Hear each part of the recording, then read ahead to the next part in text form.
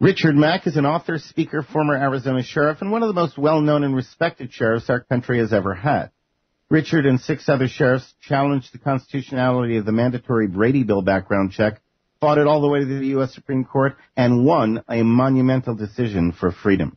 He is the author of The County Sheriff, America's Last Hope, From My Cold Dead Fingers, and The Proper Role of Law Enforcement. He has been working diligently to educate sheriffs from coast to coast and is currently preparing for a sheriff's forum to be held in late January in Las Vegas, Nevada. He has visited with us before. Let's welcome back to the Global Freedom Report, Sheriff Richard Mack. Richard, how are you? Well, doing really well. Thanks, Brent. Appreciate being back with you. Absolutely. You know, everyone's talking about the passage of the National Defense Authorization Act, S. 1867 and H.R. 1540. The big concern is the House version appears to allow for the indefinite detention of Americans in military prisons. How familiar are you with these bills, and what are your thoughts concerning their passage? I'm actually very familiar with it. I was on Freedom Watch with Judge Napolitano on Friday from Jacksonville, Florida. I was touring Jacksonville, going to city to city on a 5-day tour, doing speaking engagements, and I took a brief time out to do the show with Judge Napolitano on Fox about this bill. First of all, my overall impression of the bill is it's absolutely unnecessary for even the reasons they really want. So you have to question this bill from the get-go, because if you take out the parts where the president as commander-in-chief is allowed to use the military against American citizens, if you were to take all that out, basically all the bill does is say that our military and our country can go after people who we are at war with. So it's so superfluous and so redundant and so unnecessary. And also, I can't believe it. Also, the Senate version of it specifically precludes actions against American citizens. I have seen that section 1032, subsection B. Yes, that was added by Rand Paul. Oh, that was his addition. Yes. It's a good one. And I don't know why they weren't saying get rid of the whole thing. None of the law is necessary. Not one part of this law is necessary. And so you have to wonder why they were doing this in the first place. But that addendum or amended part of the bill by Rand Paul does not have to stay in there. They are not at its final conclusion yet. And I don't know, I still have to ask anybody and everybody in Washington or you or anybody else, why is this bill necessary at all? Well, if you understand that the government is staffed by outlaws, meaning they are acting outside of the Constitution, they are outlaws that makes them criminals, then it's really obvious what's happening is they're trying to justify their own ability to take people who resist them, who object to them, who speak out against them, take them out. Well, of course. And can you believe that the Republicans in Congress, I mean, there were only 7 senators who voted against this, and the House was pretty close to being unanimous. Can you believe all these Republicans showing their true colors? Really red, if you ask me this time. Well, you know, Richard, this is something I've said for many years, and I even got Ron Paul to confirm it once on the air. I asked him, do you think your colleagues in Congress consider themselves to be more our rulers or our servants? And his answer was, they think that they're the rulers. And therein is how they go about doing these things, because they believe they have the right to dictate to each of us how we shall live. Well, that's very obvious. I totally agree with Ron Paul on that assessment. And these guys just don't get it. They will not follow the Constitution. They will not keep their oath of office. And yet they come back every 2 years or 6 years and tell everybody what a hero they've been. And quite honestly, the only thing that they have made very evident is that Washington, D.C., and our United States Congress have put themselves as the enemy to our Bill of Rights and to the American people. Now, you see, in my mind, that makes them the domestic enemies to which all of the oaths of the Constitution refer, protect us from enemies, foreign and domestic. This country is acting more and more like the fascist police states of America, with a K. Now, are you finding it harder or easier to rally sheriffs and other officials to the cause of liberty and restoration of the rule of law in this atmosphere? Well, it's actually easier. A lot of sheriffs who are honest with themselves and take an honest look at America realize that my book was very profound and prophetic in showing that this was going to happen. And during this past trip that I was telling you about, I met with several sheriffs, and I was in Jacksonville, Florida, meeting with Sheriff Rutherford, Sheriff Shore, and Sheriff Smith, two other neighboring counties from Duval County, where Jacksonville is. And Sheriff Shore began our conversation, and we were just sitting down having a chat, enjoying each other's company and talking about war stories and law enforcement and problems that we all have or have had in law enforcement, and how we thought maybe we could help each other in this. And I talked to them about my national sheriff, constitutional sheriff convention. They all three agreed to attend. And I told them that we were going to raise enough money to pay their way to be there, and they were very gracious in accepting that offer. And by the way, we still really need a lot of help with our fundraising, so that I don't look like I have egg all over my face afterwards. But I was really impressed with Sheriff Shore, and he says, I got to tell you guys right at the beginning of all this that this country is headed for a constitutional crisis, and very soon we're all going to have to decide whose side we're on. And you see, this is what I've said all along, Brent. If you put the right information in front of the right people, they'll do the right thing. And I think that's what this guy is. He's not a constitutional sheriff, but he's getting really close just because he's looking at what's going on in our country, and he sees no solution. Well, he sees no hope in Washington. Well, let me ask you, Richard, when you meet sheriffs, as a general rule, and I know obviously there's going to be a wide variance on this, but as a general rule, when you first meet them, are they clueless as to their lawful authority, or have they done any research, or do they have any idea what the power of the sheriff is? That, too, is getting out there, because all three of these gentlemen, these sheriffs, had read my materials. They had each read the book, The County Sheriff, America's Last Hope. And I highly recommend that, not just for sheriffs, but every citizen. You need to know what your sheriff should know. And they did not disagree with the book. They were very pensive about the book. They have an open mind about the book. And they realize if they look at the history of America that what I'm saying is true. And if they look at current affairs, they even know more that what I was saying in the book is true. And it's only a 50-page book, and it's easy to read. The County Sheriff, America's Last Hope. But here's what I've never really understood completely.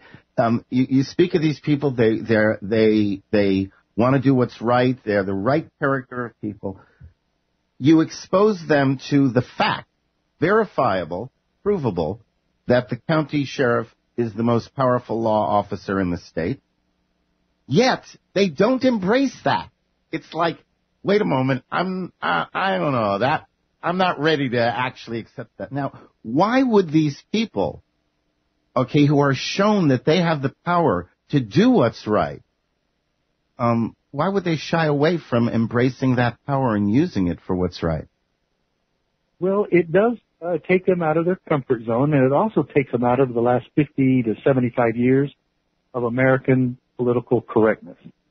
The American politically correct view in law enforcement is we're only here to write tickets, regulate traffic, to go after drug dealers, to stop drunk drivers, and to serve papers for the court.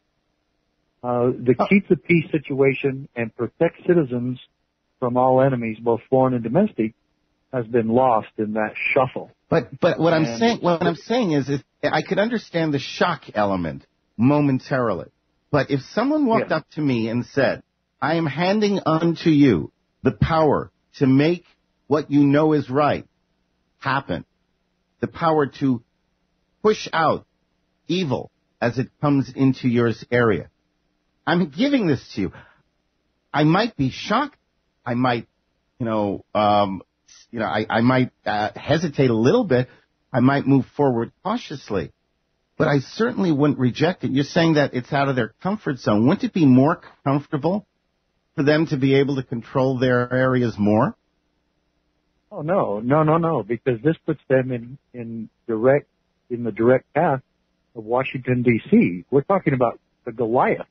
We're also talking about the one who's been spreading money all over and giving products and toys to a lot of the police agencies and sheriff's offices nationwide, who all of a sudden realize that the giver of all these goods and Goliath is no longer on your side, but he's on the other side, and you realize that you have to fight him now. That does come as a shock, and some of them don't like it, and some of them are afraid. Now, I'll tell you what Sheriff Chris Hoffman up in Ravalli County, Montana said when his citizen said, hey, the IRS is throwing me out of my home, and I'm current on all my payments and on my taxes. This was a tax the county owed before I bought my home, and yet they're taking my home away from me. And Sheriff Hoffman said, I have no authority to stand against the IRS. So basically what that sheriff is saying is, I have no authority to keep my oath of office. I have no authority to protect you from all enemies. But he does. I have no authority to stand for freedom. But he does. If he says you agents will not enter here, these papers will not be filed here, then they won't be. Well, I know, but a lot of sheriffs are afraid of that. A lot of them don't realize it, and a lot of them don't want to have that responsibility. They just want to keep within that comfort zone of going after supposed drug dealers. And I would say that most of your sheriffs are going to say that is the number one thing they spend most of their time with or on within their sheriff's department manpower. That most of it is dedicated to the drug war. And I would ask every sheriff in this country, in fact, the 3 sheriffs I met in Florida said the same thing, that the drug war has been entirely a waste of time and of no benefit to the American people. And so, yes, we have failed miserably in that, and no sheriff can tell me anything different. We have failed. Now what do we do? You've wasted all your manpower on something that can't work, but you can stand for freedom and protect your citizens from all enemies, and including the Gestapo IRS. And is it working? Are more sheriffs beginning to jump on that invitation? Accept that invitation? Yes, they are. We have a good sheriff out in Indiana right now, Sheriff Brad Rogers, who's standing against the FDA, who's going after one of the Amish farmers there because he doesn't pasteurize his milk. And what Sheriff Rogers told the FDA in a letter is that unless they had a warrant, they would not be welcomed on this man's property anymore, and that he would consider definitely arresting them for trespassing on this man's property. Yes, that's it. That's why the sheriff has a jail in the county. Yes. That's exactly it. Yes. And I will tell you that the FDA wrote him back and responded in like form, and they said, we will arrest you for a felony if you interfere with what we are doing. Okay. So, the gauntlet has been tossed down, and I'm helping and working with Sheriff Rogers, and he said to me just a day or two ago that he is not intimidated by the federal government, and I told him that to rest assured that we would help him in any way we can, and that if we need to bring people out there for a national protest against this, we will. Hey, why not bring people out there and deputize them all and turn them into the biggest posse ever and just stand? Yeah, you're thinking like I am. So if any of you would like more information about this, just go to countysheriffproject.org. And you can please help us donate to this cause. Please help us fund this. We're trying to make sure that every sheriff in the country gets enough information to where they can be a Sheriff Glenn Palmer from Oregon or a Sheriff Brad Rogers from Indiana. And there's dozens more that are willing to stand. And I think the one key component to your question, Brent, is this. Why don't more sheriffs do this? When they see and they rub elbows with other sheriffs that are doing this, and they see that there is a solution and that we are doing this together, and it's starting to be a vogue issue to actually keep your oath and stand against the criminality of the federal government, and they know and understand that principle of interposing themselves on behalf of the people, they will get this. They will get on board. We will take America back. And, of course, the real question is, do you believe we have enough time to make that process, to go through that process to the point that we have a sufficient number of sheriffs to be able to make it happen? We have no other recourse. This is what we have to do. You don't have to wait for the next election, which has proved to be completely futile in restoring freedom in this country. So this is the way we start the process right now. This can happen tomorrow. In fact, it's going to happen January 30th, yes, 2012. And that was my next question. You're getting ready for a gathering of sheriffs. Tell us about it. When is it? Where is it? And what do you hope to accomplish there? Well, first and foremost, we hope to accomplish constitutional sheriffs who know and understand the importance of keeping their oath and keeping their word to their people. And yes, as I said earlier, interposing on behalf of their people against tyranny. And this is January 30th in Las Vegas, and we're right now in the middle of deciding which hotel, convention center we're going to have this at. We've narrowed it down to about 2 or 3. We're still working out those details, and we should have that determined by Friday of this week, and we'll announce that on our website. So what we have also determined that to get the sheriffs there, it's going to cost right about $1,000 per sheriff. Now, there's 2 opportunities here. You are welcome to raise the money for your sheriff, and we will definitely invite him, and we will let him know that his constituents want him to go. If he refuses, then we'll invite somebody who's running against him, because this is an election year for a good portion of our nation's sheriffs. And you will also have the opportunity to attend yourself. So if you would like to attend and observe this, you will not be a participant, but you will be a witness and observer to this most historic American constitutional convention. You can attend for $1,000. That means that you will be providing travel expenses for one more sheriff. Your ticket will cost $1,000. That will get you an all-day ticket to the event and meals with the sheriff all day long. You can hobnob with these sheriffs during meals, and you can witness this great event. You still have to pay on top of that to get yourself there. Yeah, you have to pay for your airfare and all that to get there. And your hotel, I presume. It does not include a hotel. Yes. No, it does not include the hotels. Okay, I just want to make sure it's out there. This is Las. You're right. Yes. And it does not include gambling.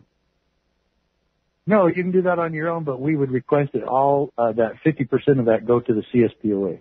Fantastic. Okay, now I'm uncertain, but I think this gathering of sheriffs is unprecedented in American history. Am I right? Has anything of this sort? Yeah, you are absolutely correct. This is a first. Absolutely correct. Yes. And they say there's nothing new under the sun. Well, they can't say that about this, and we're not letting the paint dry underneath our feet on this. We're moving, we're working, we're doing everything we can to make this happen, and indeed it looks like there's no question that it's going to happen. Right now, we've raised about $55,000 in the last 8 weeks. We've got to double that within the next 2 weeks.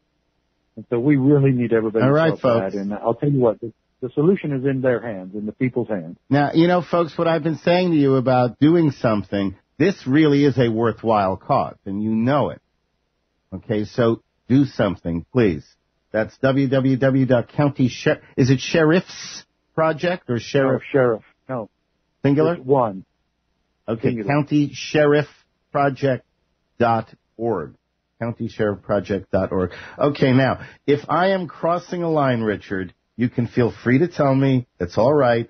Okay, I'm a big boy. I understand, and I apologize in advance. But it's my understanding that as soon as you're done with this interview, you have a meeting to attend. Is this something about which you can enlighten us, perhaps? Yes, I might as well just go ahead and tell you, Brent. I went to a meeting the other day, and a funny thing happened on the way to the forum or on the way back. It's an organization called GOOH, G-O-O-O-H. Get out of our house. And I went to a meeting, and lo and behold, I got nominated to run for United States Congress in District 21 in Texas, and I accepted, and I am doing it. Oh, so you've already, okay, I thought it was going to happen right after the interview. It's already happened.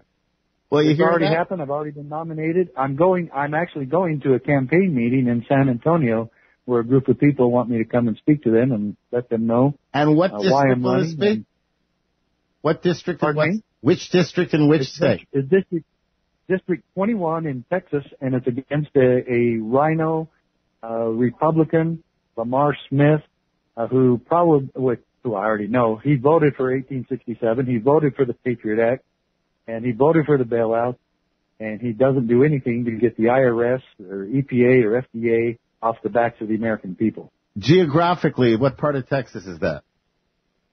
Geographically in Texas, that would be kind of between the Austin and San Antonio area. Wow. Oh, wow. That's a tremendous district. That's a tremendous area. A lot of people there, a lot of young people there. Yes, and well, and my I've only been in Texas 6 months, but I tell people all the time, look, I'm Arizonan by birth, but I'm Texan by choice, and I'm going to put Texas first. And the guy that's been in there for 20 years, this career politician, wouldn't know the first thing about our Constitution or Texas independence. Wow, Richard Mack running for Congress. Thank you very much.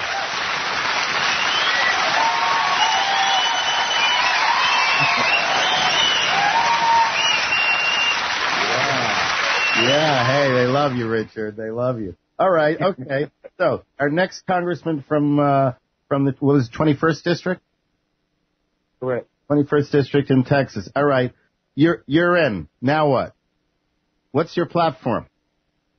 Wow. Well, the first would be to abolish the IRS, abolish the Department of Energy, abolish the Department of Education, cut spending, cut salaries, reduce the salaries of all congressmen, reduce all the pensions, and get spending under control, and form a commission to repeal all unconstitutional laws, and we'll start with the gun control laws. And yes, the BATF will be on the chopping block to abolish them as well.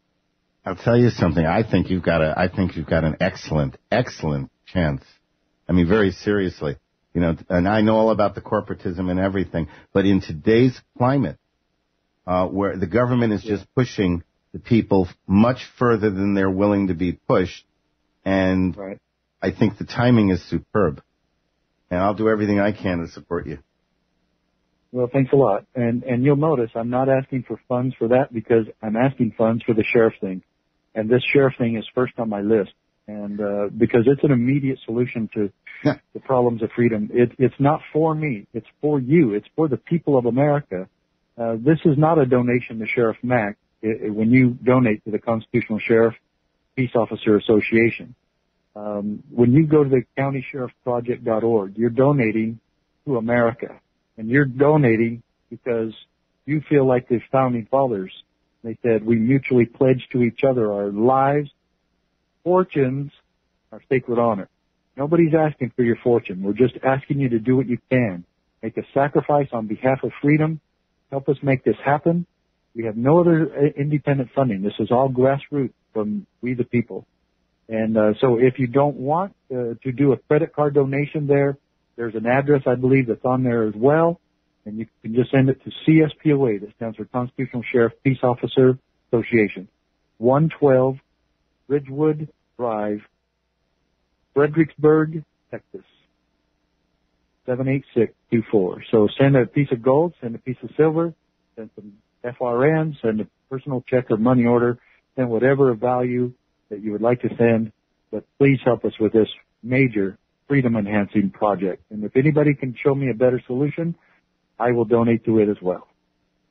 And that address again, CSPOA 112 Ridgewood Drive, Fredericksburg, Texas, 78624. And the website again is www.countysheriffproject.org. And we'll get that website up on our links page on our website as well. And we'll also have this interview posted on our Facebook page.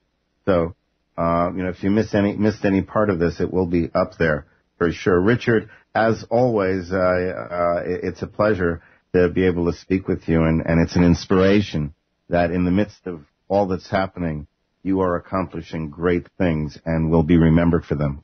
Thank you so much for your work as a patriot, true patriot. Well, thanks a lot, Brand. I appreciate that very much, and sure appreciate your support, and my best to you. Merry Christmas. And the same to you, and Happy New Year to you as well, my friend. Sheriff Richard Mack, www.countysheriffprojects.org, or you can send your donation to the Sheriff's Gathering to CSPOA 112 Ridgewood Drive, Fredericksburg, Texas, 78624.